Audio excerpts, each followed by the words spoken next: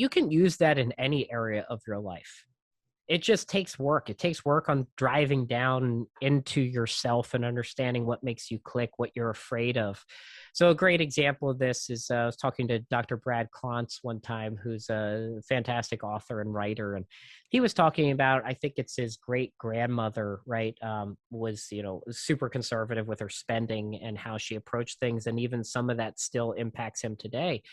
And, you can look at things like that. Like, maybe you have a family member you don't want to be like, and you don't want to live the life that they did. Or as I said, you want to change, like you're very involved with your church and you want to leave a lasting legacy and impact. So how are you going to live your retirement to actually give back and make meaningful change there? And if every day you wake up and say, you know what, I'm doing something positive today with my life and I'm living my retirement in a way that's going to, show the change that I want to have. Or maybe your parents or grandparents passed away when you were young and you didn't get to spend time with, you never got to spend time with your grandparents, and you want to make sure that your grandchildren have that time with you. I mean, that's a why that would make you cry, right? Being able to have grandchildren that grow up, loving the experiences that they had with you. And that's how you design where you want to live, how you want to spend your time. And so I think all of those, right, they can be different. There's not one answer for anyone there. But I do think if you get to retirement and you say, I have zero passions and I don't have anything I care about, right? Like, you're not going to live a great retirement, No. right? Whatever it might be, like, find that peace. And it might be, whatever it is for you. I mean, I think that's deeply personal. It's also why all this stuff is called personal finance, because it's about you. It's personal. One of my friends, Paul West, always, when he does presentations on this, he holds up his thumb and he says, what's this? It's my thumbprint. It's unique to me, just like your retirement will be unique to you.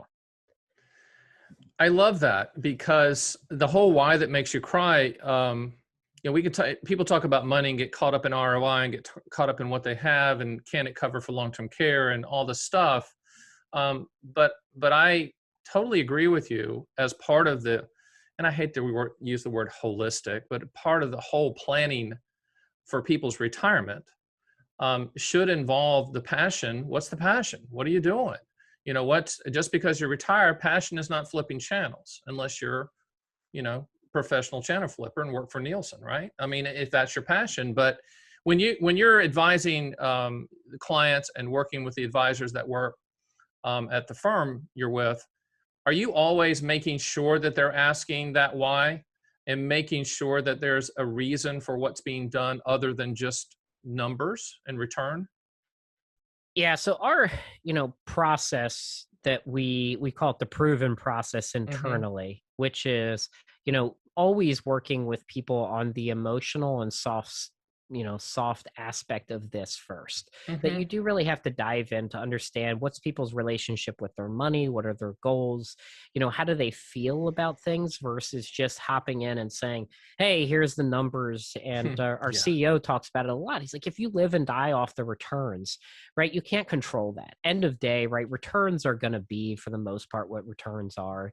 And we're not out there trying to outperform the market on returns. Now, there's a whole world out there that's trying to do that, and it's not us.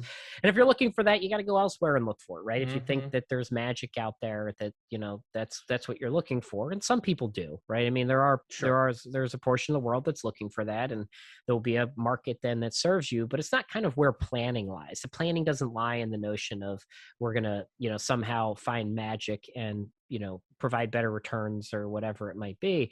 So it's getting back to the individual, starting with the proven process, working on, planning, and just seeing what does true wealth mean to you.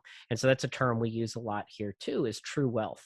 And if you kind of think about like the hierarchy of needs, which a lot of people might remember from school, which is, you take care of your bases and you build off of it up until something that's a little bit more spiritual or detached from the basics that you need. And honestly, that can be applied to finances too, that you have to take care of your basic income needs and spending needs and your food, your healthcare, your housing, your taxes, and you build upon that to get to the things that might be legacy or meaning in your life.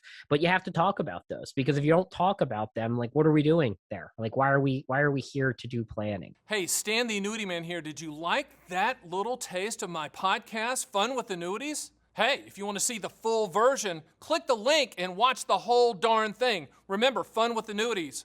Living the reality, not the dream.